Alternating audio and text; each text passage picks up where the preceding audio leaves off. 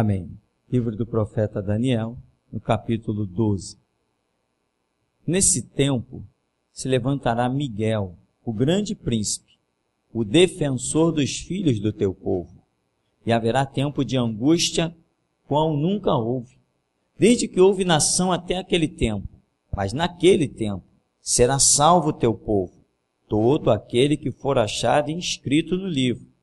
Muitos dos que dormem no pó da terra ressuscitarão, uns para a vida eterna, e outros para a vergonha e horror eterno. Os que forem sábios, pois, resplandecerão como o fulgor do firmamento, e os que a muitos conduzirem à justiça, como as estrelas, sempre e eternamente. Tu, porém, Daniel, encerra as palavras e sela o livro até ao tempo do fim. Muitos o esquadrinharão, e o saber se multiplicará. Então eu, Daniel, olhei, e eis que estavam em pé outros dois, um de um lado do rio e outro do outro lado. Um deles disse ao homem vestido de linho que estava sobre as águas do rio: quando se cumprirão estas maravilhas? Ouvi o homem vestido de linho que estava sobre as águas do rio, quando levantou a mão direita e a esquerda ao céu e jurou, por aquele que vive eternamente, que isso seria depois de um tempo, 2 tempos e metade de um tempo. E quando se acabar a destruição do poder do povo santo, estas coisas todas se cumprirão. Amém, irmão? Podem sentar em nome de Jesus. Daniel ainda diz: eu ouvi, porém não entendi. Então eu disse: meu Senhor, qual será o fim destas coisas? E nós temos entendido, irmão? Pelas misericórdias de Deus, que sempre são presentes, nós temos entendido aquilo que temos buscado para o nosso tempo. E sabemos, estamos na reta final. Estamos no fim da era da igreja. E aqui é dito, haverá um tempo de angústia qual nunca houve. Que tempo de angústia é esse? Aquele mesmo que o Senhor Jesus disse. A grande tribulação, ele falou, dia igual àquele nunca houve, nem jamais haverá. Ele estava falando da mesma coisa que o anjo está falando aqui com o profeta Daniel.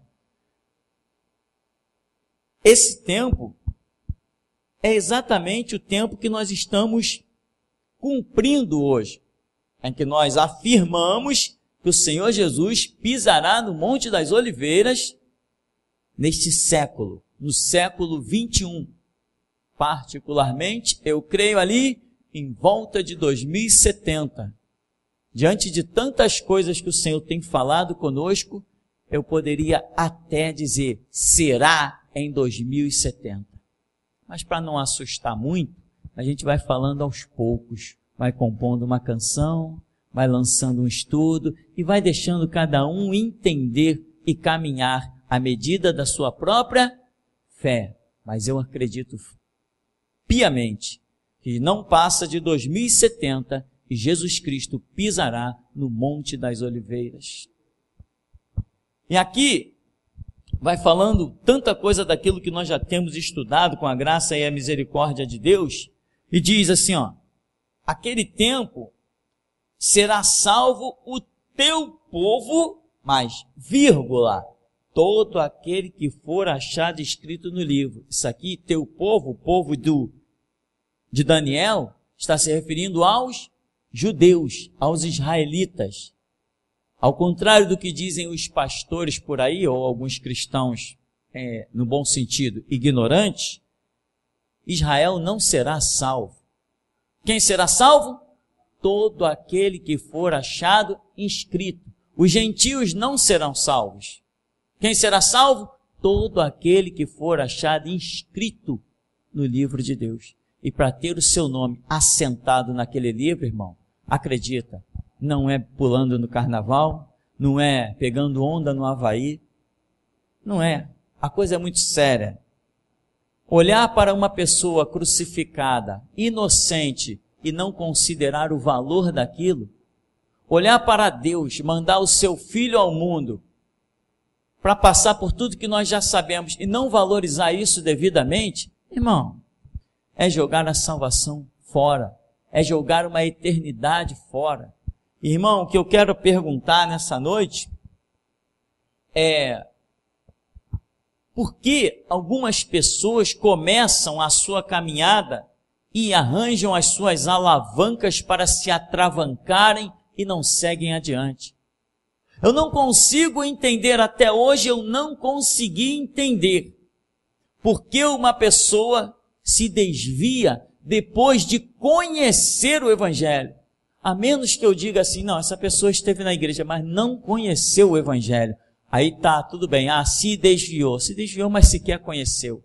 Agora, pessoas que nós já vimos pregando, ensinando, orando e você vendo Deus na vida da pessoa, essas pessoas se desviarem, pessoas que já renunciaram coisas, e disseram, não, eu renunciei porque ia me atrapalhar de ir para a igreja, ia me atrapalhar de terminar o meu seminário, ia atrapalhar disso, daquilo, então eu renunciei, eu não quero saber de nada que me atrapalhe. Aí daqui a pouco você olha, cadê a pessoa? Desviou-se.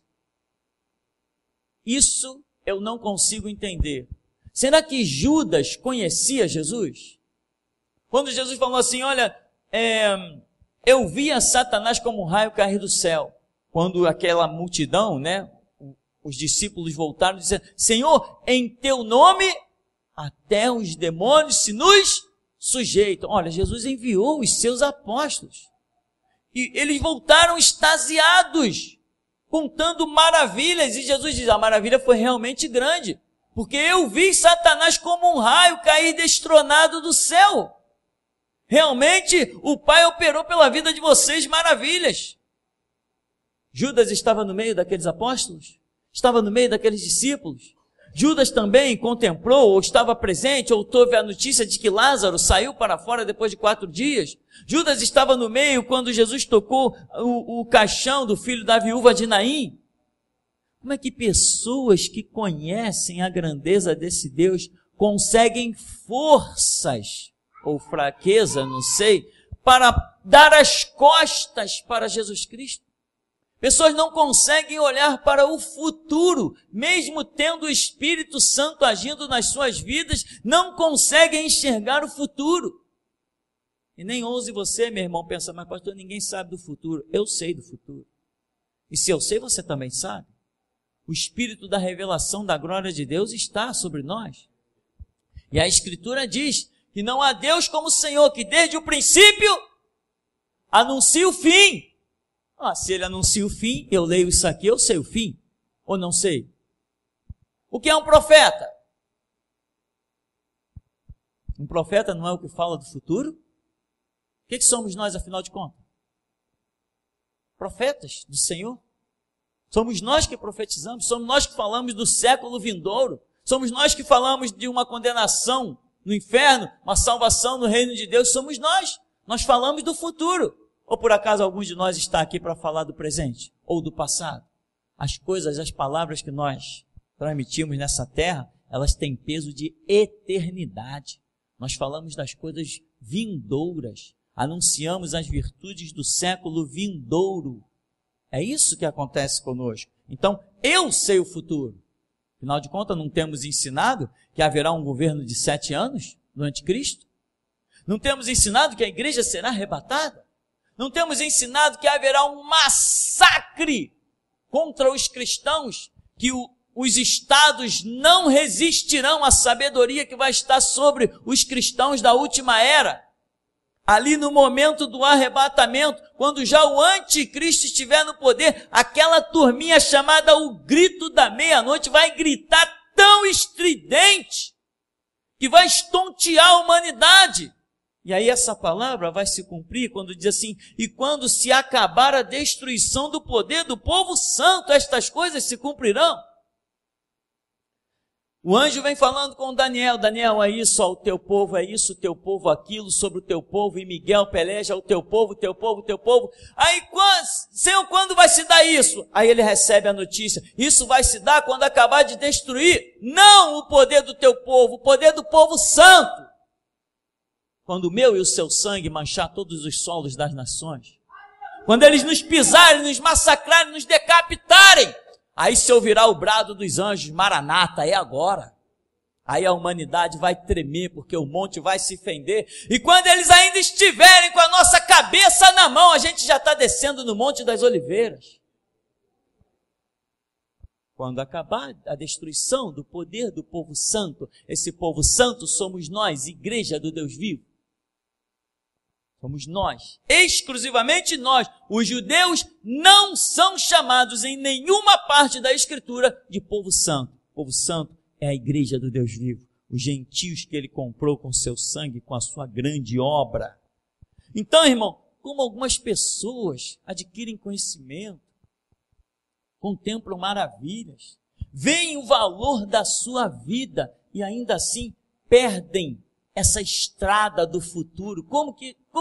Eu não consigo compreender essas coisas. Eu pergunto, por que parar se o melhor está por vir?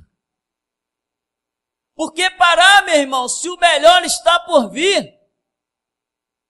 Por se multiplicar a iniquidade, o amor de muitos esfriarão, mas você não tem que estar entre os muitos. A Escritura diz que muitos são chamados, mas poucos escolhidos. Esteja entre os poucos, porque a porta é estreita, o caminho é apertado. Não esteja entre os muitos. Esteja entre os poucos, os pouquíssimos que vão passar, deixando couro nos portais dessa porta, mas vão passar. Não é fácil passar. Nunca foi fácil. O reino de Deus nunca foi fácil. Olha a vida dos profetas. Se o reino de Deus fosse fácil, Isaías não teria sido cerrado. Ezequiel não teria sido arrastado para o Egito contra a sua vontade. Jeremias não teria passado aqueles anos no calabouço, em prisões, espancado. Se o reino de Deus fosse fácil, meu irmão, Daniel não teria sido jogado na cova dos leões, nem Sadraque, Mesaque e Abednego na fornalha. Cada palavra dessa que eu lancei nesse momento que ficou para trás é uma parte de armadura. Quem realmente conceber isso será o crente forte do grito da meia-noite. Aqueles que estão se preparando não para viver, mas para morrer por Cristo, esses são os guerreiros da última hora. Aqueles que querem achar a sua vida vão perder, mas aquele que entregar a sua vida por amor de Cristo, esses vão ser o grande instrumento. Muitas pessoas dizem, esse mundo não tem jeito, mas Deus não te chamou para dar jeito no mundo, meu irmão. Tem uma história de um homem que passou pela praia e tinha havido como é que chama aquele negócio? Ressaca. E várias estrelas do mar ficaram, milhares de estrelas do mar na praia. Ainda algumas vivas. Aí vinha passando um jovem e pegava uma, via que estava se mexendo, pegava e jogava de volta para o mar. Aí vinha outra que pegava, estava se mexendo, ele jogava de volta para o mar. Vem passando um ancião e diz assim, ei rapaz, você não está vendo que você não vai resolver esse problema? São milhares de estrelas do mar. Você não vai conseguir fazer diferença jogando uma e outra para dentro do mar novamente. Ele abaixou, pegou mais uma estrela do mar e jogou de volta para o mar e disse assim, eu fiz diferença na vida dessa. Irmão, você não vai resolver o mundo, o problema do mundo, mas você vai salgá-lo. Uma pitada de sal. Uma pitada de fermento leveda toda a massa. Então, meu irmão, você não foi chamado para transformar o mundo, mas transformar a vida daqueles que Deus vai fazer passar no teu caminho. Você não foi chamado para pregar para o mundo inteiro, mas você foi chamado para pregar para aqueles cujos quais Deus fará a tua voz chegar aos seus ouvidos. Se o teu vizinho da esquerda não quer a verdade, tenta o da direita. Se ele não quiser, tenta o da frente. Se ele não quiser, tenta o dos fundos. Se ele não quiser, tenta em outro bairro. Mas trabalha, porque a tua obra tem recompensa no Senhor. Senhor justo não deixará nenhuma obra sem galardão. E algumas pessoas não têm entendido o valor da sua obra. Irmão, eu tenho chorado. Constantemente eu me deparo com alguns e-mails que eu tenho que chorar. Eu digo, mas como uma vida tão inútil como a nossa de ser humano, como a minha, de um mero pecador, um inútil, pode transformar famílias inteiras. Pessoas que dizem, mas graças a Deus na minha vida passou um tal de pastor Tupirani. Eu digo, então eu tenho que continuar. Irmão, as lutas às vezes são tão grandes que você não imagina como a gente sente vontade de jogar a toalha. Mas aparece alguém dizendo assim, pastor, ontem eu estava desistindo da vida. Ontem eu ia me suicidar. Mas por acaso o meu vizinho botou um rádio alto lá. Quando eu saía para reclamar, na verdade eu fui impactado pela palavra. Eu não vou mais me suicidar. Meu irmão, eu não vou salvar todas as estrelas do mar, não. Mas algumas eu vou fazer diferença na vida delas. Por isso eu não paro. Eu não desisti do evangelho, não foi por mim mesmo, foi pelos outros. Uma vez dentro da minha própria casa, num negócio que às vezes a gente chama de casamento, no meu primeiro casamento, estava passando por tanto problema que eu falei, não acredito que eu esteja vivendo isso, eu não acredito, não é possível. De gente que se dizia crente, eu falei, não acredito, como pode? Eu falei, eu vou largar tudo, eu vou virar um marginal para ver o que essas pessoas vão dizer. De repente, me bateu. Eu falei, não. Eu sei que a minha fé é rara, meu entendimento, o meu conhecimento é raro. Se eu seguir, eu tenho certeza que milhares virão após a mim, só por causa da minha vida. Eu não posso parar, não por mim, mas por eles. Qual o teu combustível, meu irmão? Enquanto existir um ser humano sobre a terra precisando ouvir a verdade, eu tenho razão de viver. Nós não somos como porcos que come,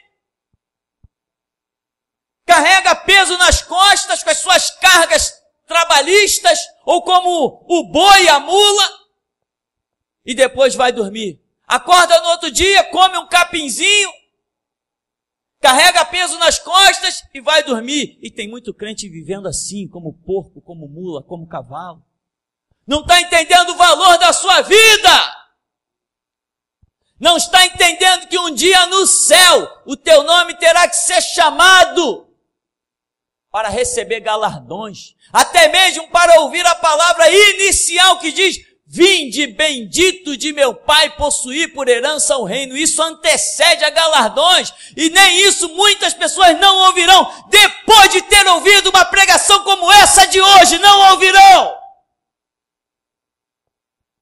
porque não tem valorizado, não tem entendido nem o sacrifício de Cristo, nem o projeto de Deus na sua própria vida.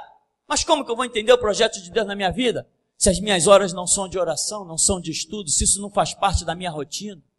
O que faz parte da minha rotina é curtir a vida.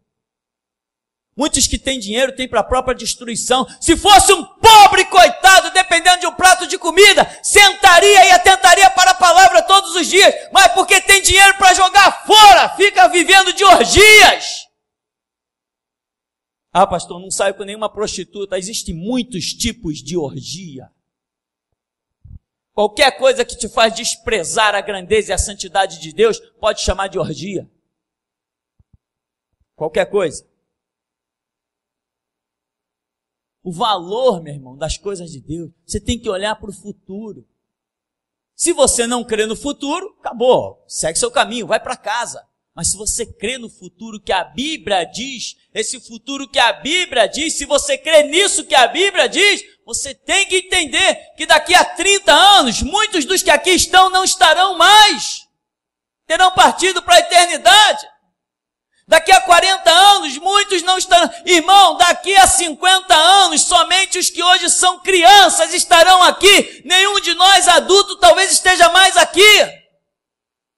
Sabe o que a estatística falou agora? Que a nossa expectativa de vida aumentou de 65 para 70 anos. De 65 para 70 anos. Essa é a nossa expectativa de vida. Então, meu irmão, te resta pouco tempo. Sabe o que você tem que fazer? Trabalhar enquanto é dia, porque a noite cedo vem. Mas eu sou um inútil, irmão. Pega a sua inutilidade, dobra os teus joelhos e bota a boca no pó e vai clamar o Deus vivo. Que você vai ver que a especialidade de Jesus Cristo é transformar mendigos em príncipes. Tinha um folheto que eu gostava muito, esse folheto até hoje eu nunca mais esqueci, nem as cores desse folheto eu esqueci. Tinha um homem dono de uma ótica, que ele fazia folhetos para a Igreja Batista, custeado tudo com ele mesmo. Ele era dono de uma ótica e fazia esse trabalho. Tinha um certo recurso, um senhor. E ele, numa parte do folheto, dizia assim: que diferença fará na sua vida se, aí vinha, se daqui a 100 anos, que diferença fará na sua vida? Se você teve carro novo ou velho? Se você dormiu em mansões ou em barracos? Daqui a 100 anos, se você vestiu terno ou camisas comuns? Daqui a 100 anos, se você vestiu tênis de marca ou tênis sem marca nenhuma, ou se nunca teve um tênis? Que diferença fará daqui a 100 anos? Irmão, que diferença fará daqui a 100 anos? Aí no outro lado do folheto dizia assim: mas daqui a 100 anos fará a diferença se você creu em Jesus Cristo, trabalhou para Ele, entregou sua vida no seu altar, se você renunciou por Ele, se você pagou o preço do Evangelho. Daqui a 100 anos, isso fará diferença. Mas tem pessoas vivendo a primeira parte do folheto e não está entendendo que daqui a 100 anos, meu irmão, nem os teus ossos serão achados nessa terra. Você vai ser reduzido a nada, a pó. Do pó tu vieste, ao pó tu voltarás. Mas, se você serviu a Deus, tu vai estar diante de Deus. Se não serviu, não vai estar. Então, algumas pessoas, meu irmão, não compreendem essas coisas gloriosíssimas. Não vivem isso. Irmão, eu vivo isso. Eu vivo isso. Eu estava conversando com uma pessoa e a pessoa dizia assim: olha, eu falei para o meu amigo, eu fui lá na tua igreja e eu levei um amigo e eu mostrei para o meu amigo, eu falei: você está vendo tudo isso? Você está vendo essa construção toda? Esse cara aí, ele fez isso do zero. Ele construiu isso do nada. Olha só isso. Olha o tamanho dessa construção. Agora, olha o carro que o cara usa. O cara usa um carro que tem 20 anos de uso. Ele usa um Escort velho. Tudo que ele faz é em função da obra. Tudo que ele faz é para a igreja. Abriu um centro bíblico com livros.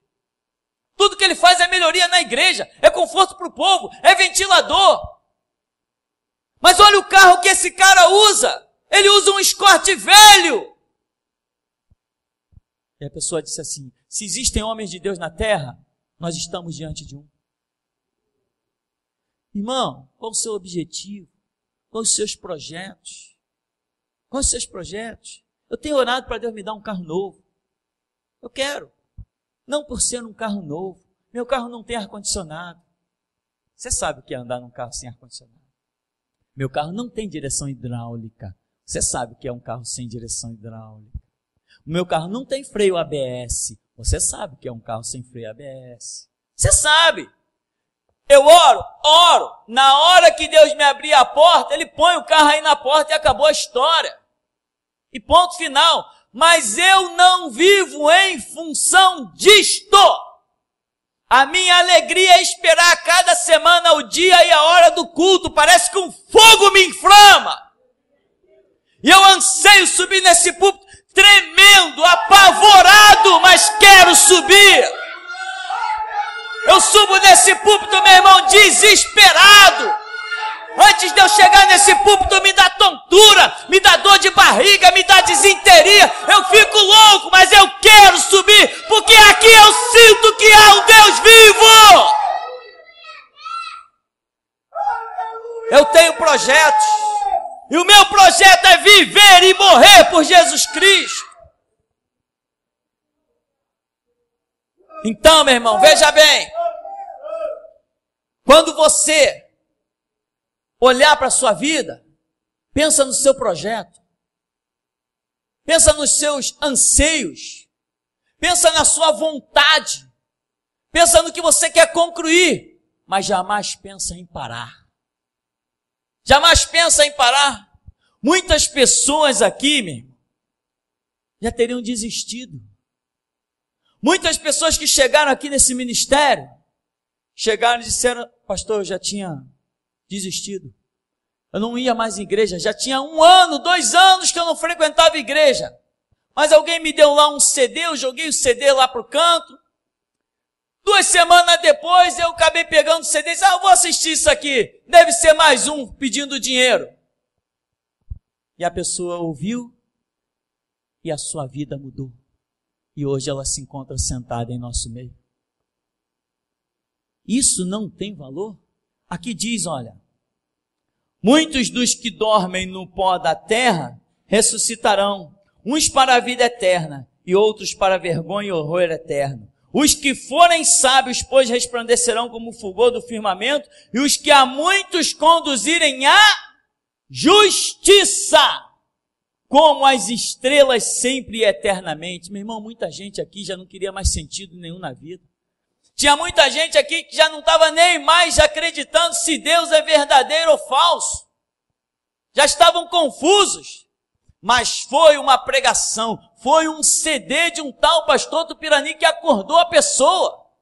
Meu irmão, o que Deus tem feito na sua vida, pela obra que realizou na minha, quer realizar na vida de outros, por uma obra realizada na sua vida.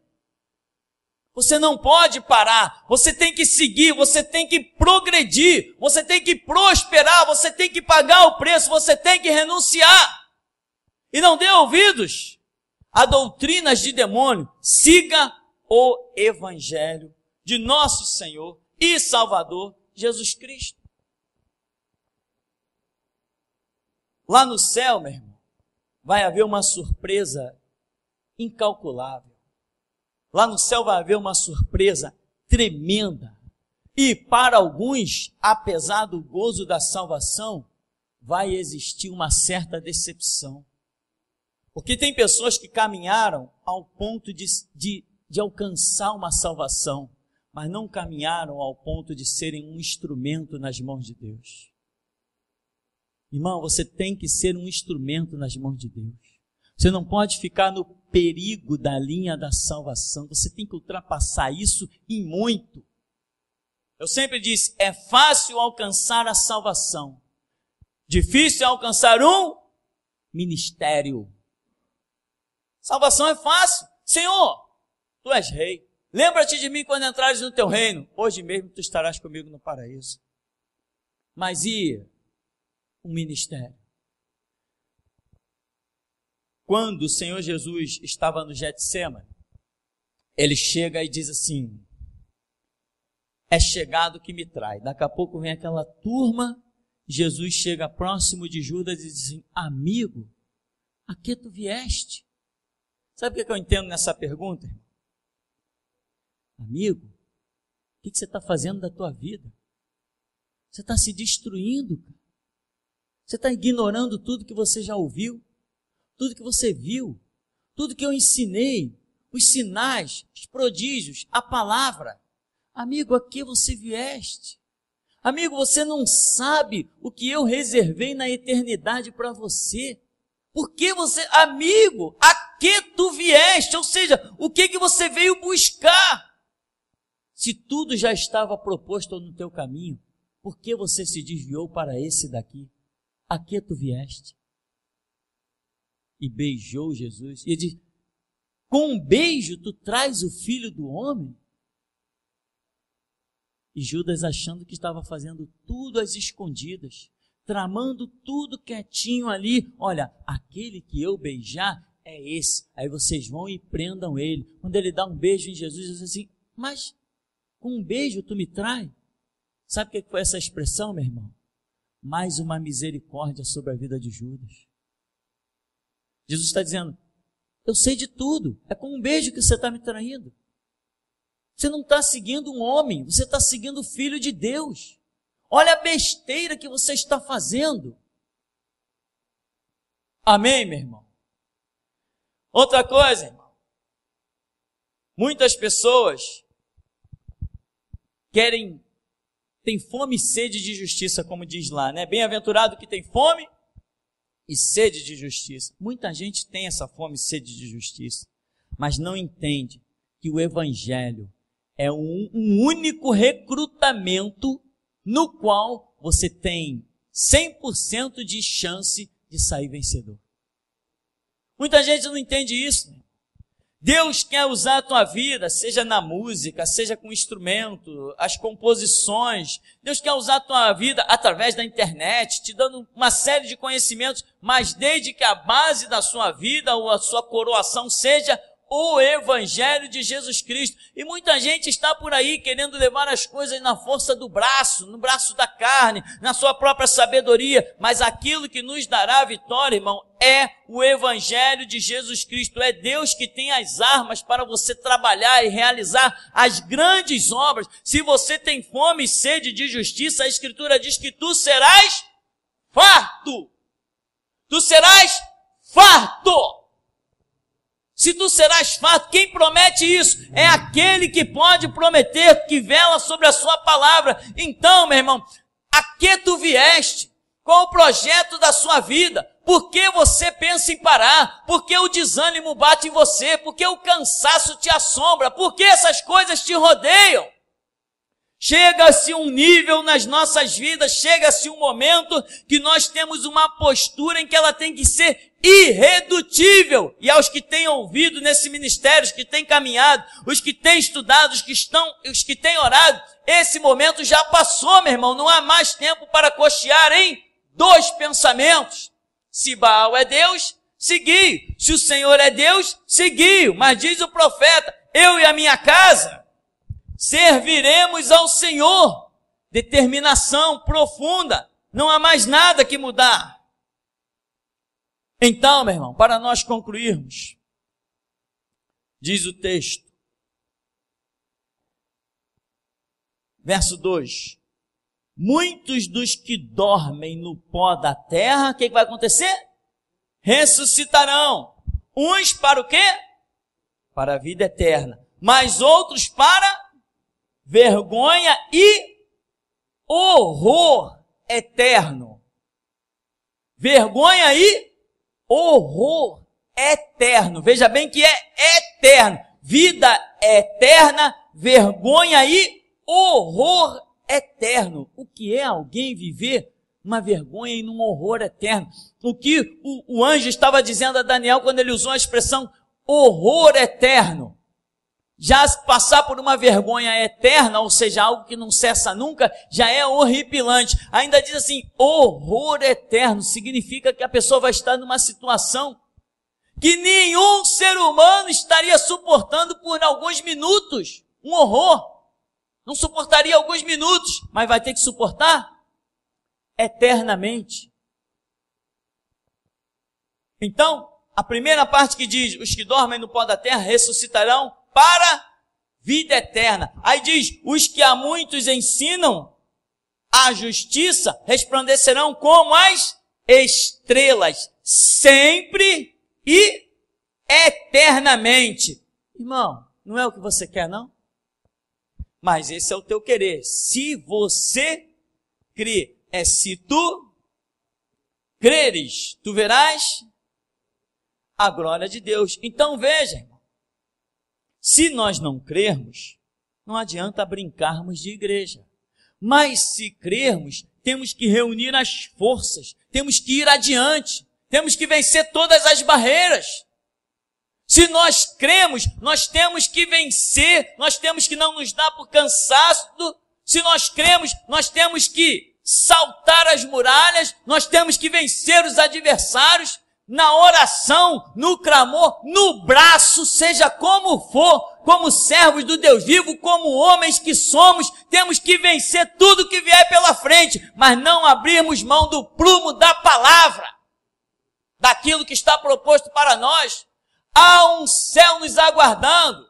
Talvez você nunca tenha tido o privilégio de ver um anjo como eu vi, para saber que aquilo é real. Talvez você não tenha sofrido a experiência de um arrebatamento, como eu sofri, mas você tem as suas experiências, e eu tenho certeza que as experiências que você tem são o bastante para que o teu espírito digam: minha alma engrandece ao Senhor e meu espírito se alegra em Deus, o meu Salvador.